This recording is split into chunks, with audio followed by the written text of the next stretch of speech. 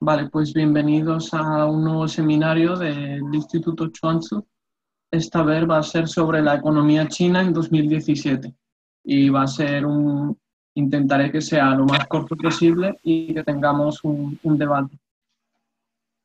Bien, pues podemos hacer un vistazo general y podemos decir que actualmente la economía china, el resultado actual es que la economía funciona bien.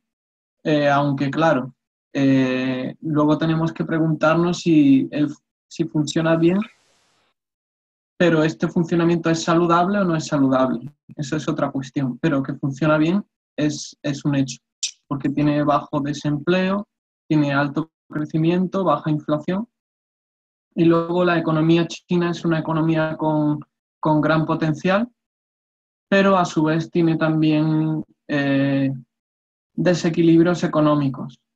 Luego la economía china es muy grande en el mundo y influye mucho a todo el mundo, pero como vamos a ver, también la economía china se ve influenciada por todo el mundo, especialmente Estados Unidos. Bien, antes de entrar en materia principal, vamos a hacer una serie de cuestiones que pueden influenciar también a toda la economía china que han pasado recientemente. El primero es el tema del movimiento de independencia y localista de Hong Kong.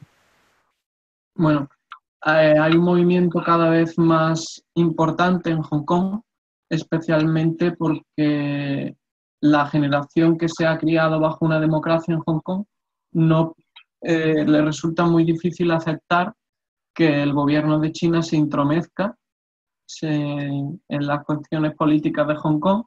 También se ha producido recientemente lo que se llama mainlandization en Hong Kong, que es pues poco a poco convertir Hong Kong en China. Y eso es algo que puede atestiguar cualquier hongkonés, que Hong Kong cada vez se parece más a China.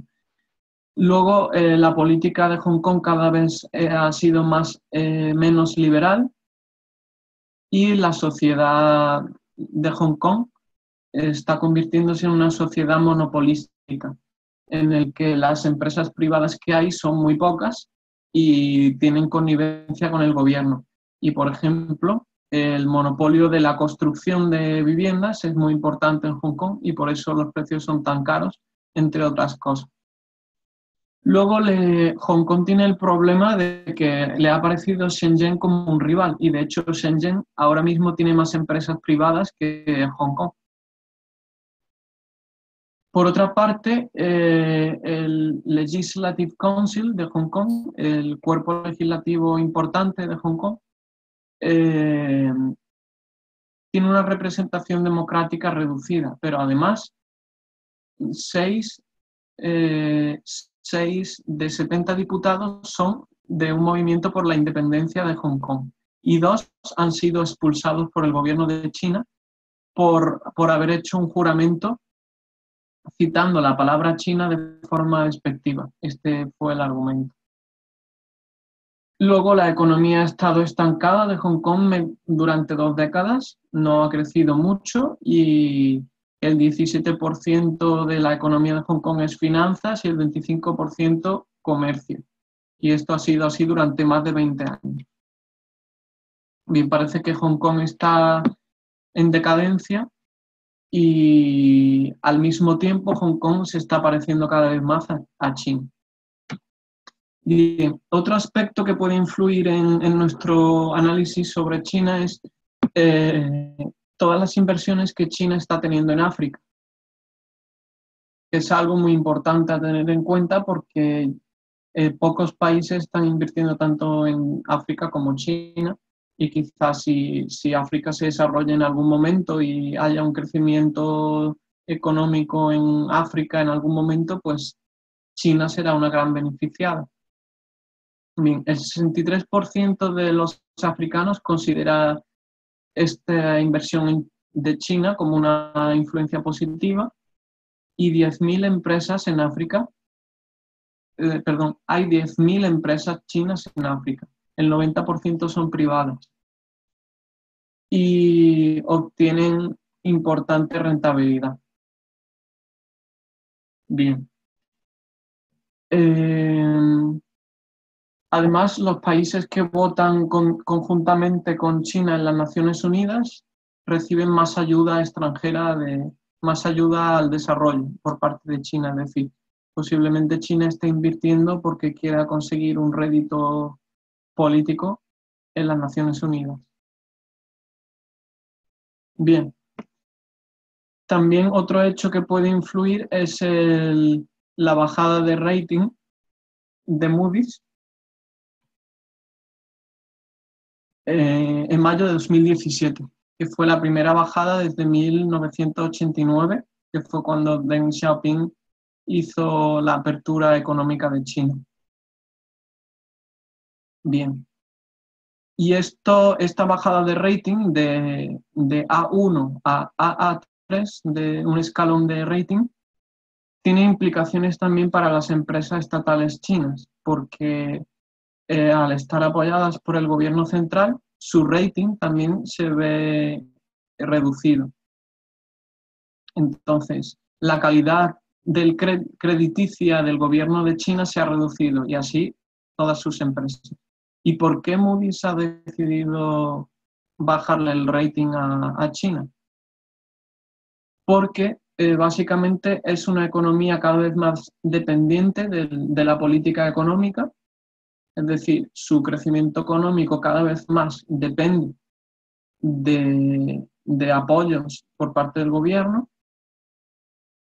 Sin embargo, el rating todavía es alto porque el gobierno todavía puede seguir apoyando esa economía. Es decir, por ejemplo, en Europa Mario Draghi intenta apoyar al máximo la economía europea, pero no tiene suficientes recursos a su disposición. Pero en el caso de China, estos recursos están todavía, se pueden utilizar todavía. Todavía no se han agotado estos recursos de utilizar la política económica para crear crecimiento económico. Bien. Y ahí podemos ver las razones que da Moody's. La primera es Raising Economic Wide Debt as a Potential Growth Slows. Pues simplemente que el potencial de la economía china de crecimiento se ralentiza al tiempo que sube la deuda. Y otra causa es ongoing reforms will not prevent a rise in contingent liability risk for the sovereign. Pues simplemente que las reformas que está haciendo el gobierno de China no serán suficientes para eliminar los riesgos de esa deuda. Bien. ¿Y cuáles son las reformas que está aprobando el gobierno de China recientemente? Pues la primera y más importante son las reformas en las empresas estatales de China, que ocupan una parte muy importante de la economía china. El gobierno de China quiere dividir las empresas estatales en dos, en empresas comerciales y empresas no comerciales. Y así las empresas comerciales podrían actuar más parecidas a las empresas privadas. Mientras que las no comerciales pues pasarían a actuar más como el gobierno central, en un funcionamiento más burocrático. A su vez, se ha reducido la capacidad productiva de muchas empresas, se han despedido a muchos trabajadores de las empresas estatales y esto ha provocado un aumento de los beneficios en las empresas estatales chinas recientemente. Luego ha habido una mejoría marginal de las instituciones, especialmente en legislación de código de comercio, ley comercial, y los jueces, los cortes de justicia, se han independizado un poco más al recibir mayor autonomía. Bien. Y luego hay lo que se denomina la tormenta regulatoria, que se ha producido recientemente en China, que es muy importante para entender el núcleo de nuestro seminario. Bien, esta tormenta regulatoria consiste básicamente en reglas más duras en mayor supervisión de todos los órganos de la economía, en una limpieza del sistema financiero, en crecimiento de tipos de interés, aumento de la regulación para comprar casas, es decir, mayor restricción a la compra de casas, y mayor restricción a llevarse el dinero fuera de China, es decir, mayor control de capital. Bien, la última pata que vamos a analizar, antes de analizar el núcleo importante, es el proceso de deleveraging que está produciéndose en China, que es el desapalancamiento que se está produciendo en China. Esto significa la reducción de deuda que los gobernantes quieren realizar en China, porque China es un país muy endeudado, como vamos a ver, y los gobernantes quieren aprovechar cualquier situación para reducir este endeudamiento en China. Bien, como vemos en la siguiente tabla del Banco Internacional de Pagos, el BIS, Bank of International Settlements, si vemos esta es el ratio de crédito a PIB, el gap, la diferencia que hay entre crédito a PIB. Y esto significa que si es positivo, pues el país tiene un crédito muy por encima del que debería tener con respecto a su media histórica. Bien, pues en China vemos que es el más positivo del mundo, es el más alto del mundo. Por ejemplo, en el 2011 el gap era del 6, 2012 de 13, llegando a un máximo, vemos aquí a un máximo de 28,8, casi el 30% en el primer trimestre de 2016. Y ahora, debido al proceso de desapalancamiento que las autoridades chinas están estableciendo, se ha reducido un poco y ha llegado, bueno, aquí en la tabla tenemos los datos del último trimestre de 2016, que es un 24,6%, pero los últimos datos disponibles son de un 19% de gap. Aún así es muy alto porque un gap por encima del 10% ha causado en muchos países desestabilidad financiera. Bien. Y aquí en este gráfico podemos observar cómo está la deuda de China situada en el mundo. Bien, en el eje de abajo vemos el PIB per cápita, que básicamente nos dice cómo de rico es un país. Entonces, más a la derecha indica un país más rico. Vemos que aquí, este sería Estados Unidos, que está muy a la derecha, y luego tiene una deuda también alta. El tamaño del círculo es la cantidad de deuda. Y luego en el eje Y es el crecimiento anual de su PIB. Vemos que China es un país pobre y tiene un tamaño de la deuda muy alto. Normalmente los países más endeudados son los más ricos. Pero China es un país muy endeudado, pero no está entre los más ricos. Por lo tanto, tiene un tamaño de la deuda no sostenible. Esto es lo que las autoridades chinas están intentando reducir. Y es la razón por la que Moody's redujo el rating al soberano, a la deuda soberana de China. Bien, un aspecto fundamental que tenemos que tener en cuenta es la llegada de Trump al poder, que ha cambiado muchas cosas en el plano internacional y también ha afectado a China. Bien, lo que se está produciendo básicamente es una negociación a dos bandas entre Donald Trump y Xi Jinping. Donald Trump es un buen negociador, como ya dejó patente al escribir su libro The Art of the Deal.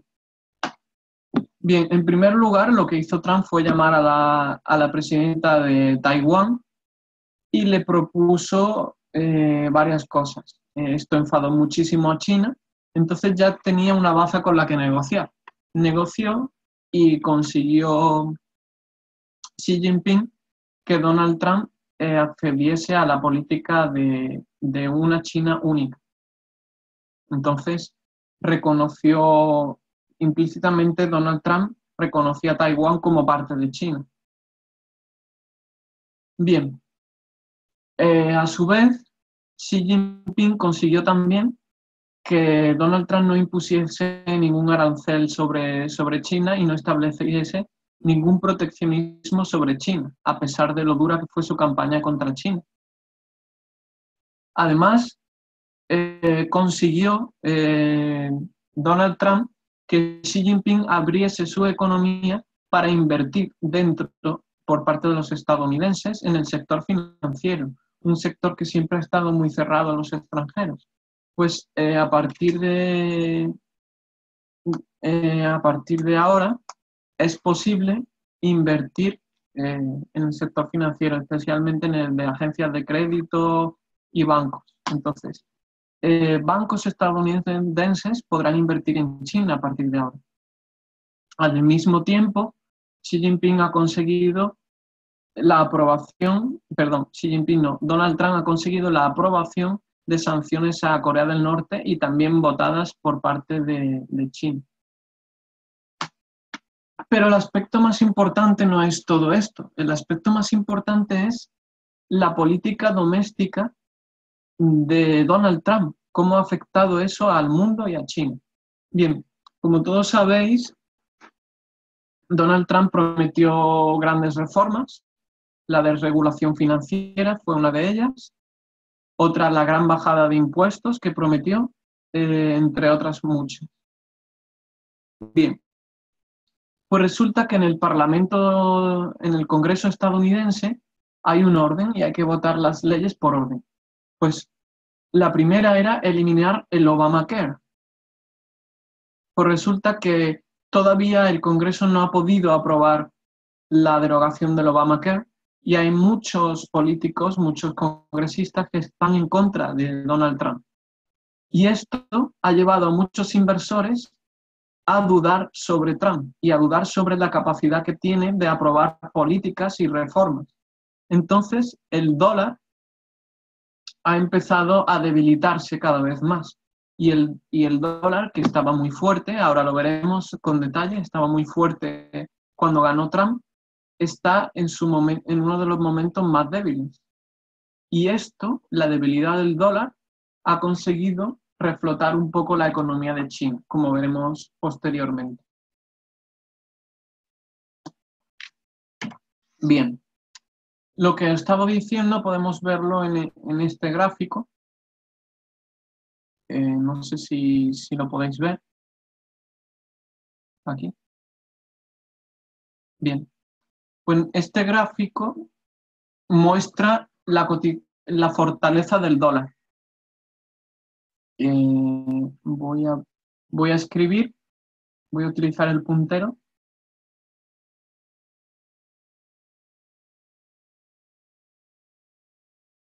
Vale.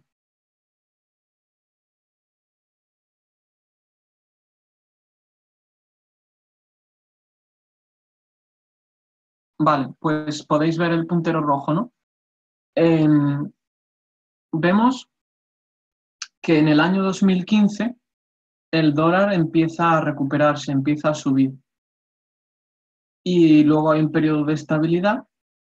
Y en el 2017, poco antes de las elecciones, empieza a subir el dólar y llega a su punto máximo con la llegada de Trump al poder, porque muchos inversores esperan muchas reformas, un crecimiento económico por encima del 3% en Estados Unidos, a consecuencia de Donald Trump, y eso llevará a los tipos de interés en Estados Unidos a subir, con lo cual, si un tipo de interés más alto, la moneda también se aprecia.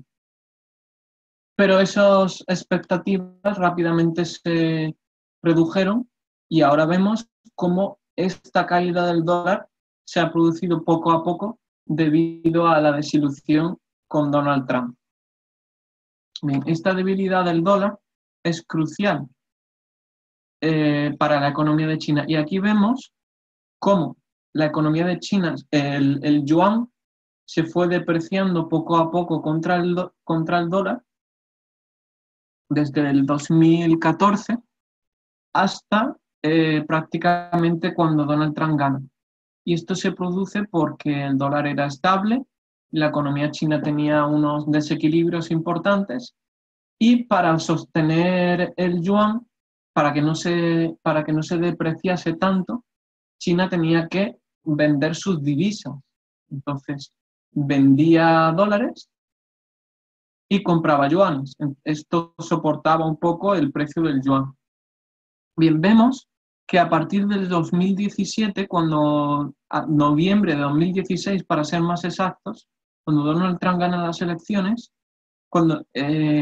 y empieza a haber y se empieza a notar ya los primeros desengaños con Donald Trump, el yuan empieza a apreciarse contra el dólar, porque el dólar se debilita.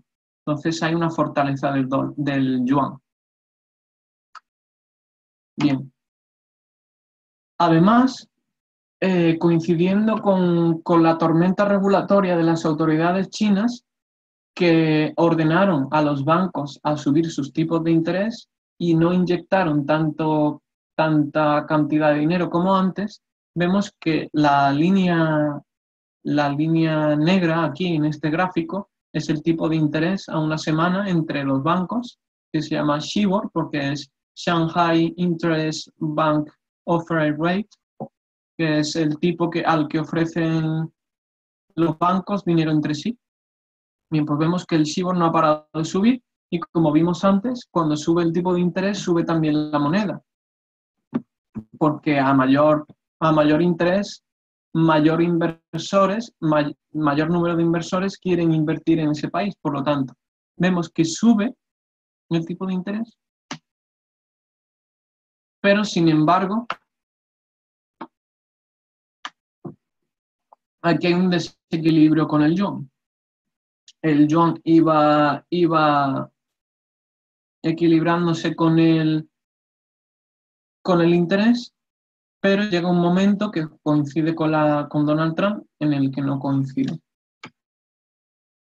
Bien, vemos que el tipo de interés interbancario en China tuvo una subida muy importante a partir de septiembre de 2016, que es cuando las autoridades chinas inician la tormenta regulatoria y ordenan a los bancos subir sus tipos de interés.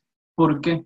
Porque si subes el tipo de interés, frenas la deuda, el endeudamiento, y eso consigue el desapalancamiento de su economía. Y eso ha sido una política relativamente inteligente, porque coincide con la debilidad del dólar, que le da un respiro de aire fresco a China y puede permitirse ese desapalancamiento. Y entonces digamos que China, para resumir todo lo que estamos viendo hasta ahora, China ha aprovechado la debilidad del dólar debido a ese desengaño con Donald Trump y esa imposibilidad de aprobar nuevas reformas, ha aprovechado ese momento,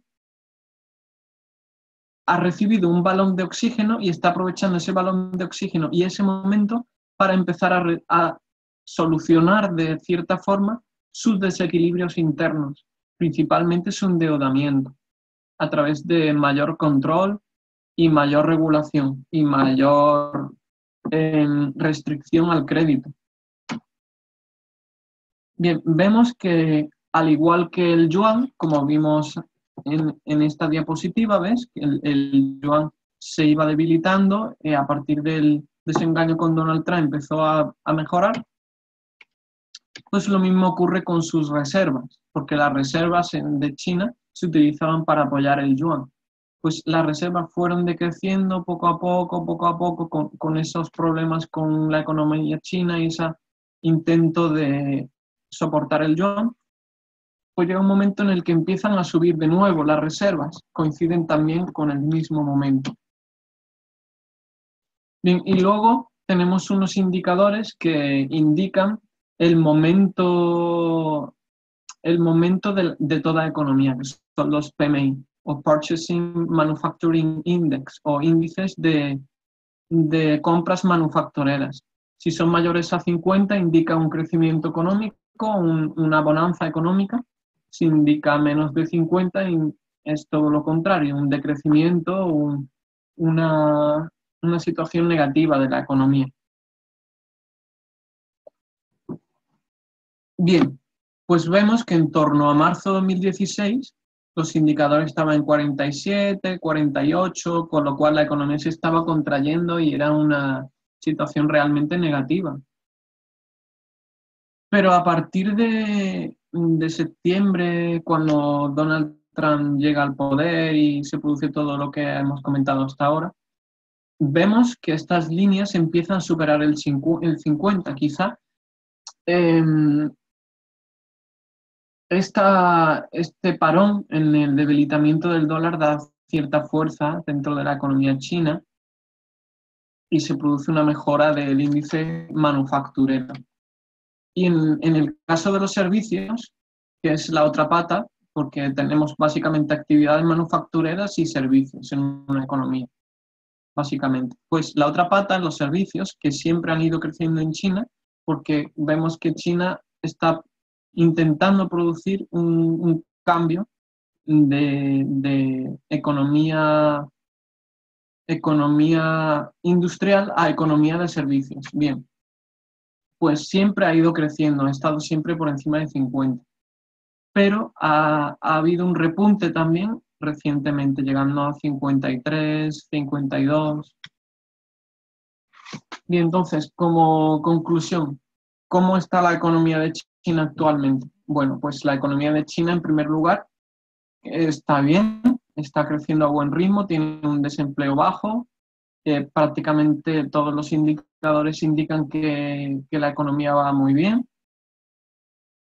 pero tiene unos desequilibrios muy importantes y el principal es que crece por los apoyos del gobierno y el gobierno todavía tiene una gran cantidad de dinero y una gran cantidad de recursos y de herramientas para conseguir la cifra de crecimiento que elija. Eso lo puede realizar China. China elige la cifra de crecimiento que quiere y puede seguir haciéndolo. Pero la deuda, el gran endeudamiento de China, pone un límite a eso y pone riesgos. Entonces, en ese sentido, muchos analistas estaban viendo una recesión financiera en China en torno a este año y el año próximo, 2017-2018. ¿Y qué ha ocurrido? Pues que la debilidad del dólar, que era un elemento inesperado, le ha dado un balón de oxígeno adicional al gobierno de China. Y el gobierno de China parece que lo está aprovechando para reducir esos problemas. Y con esto termina el seminario de hoy. Espero que les haya gustado.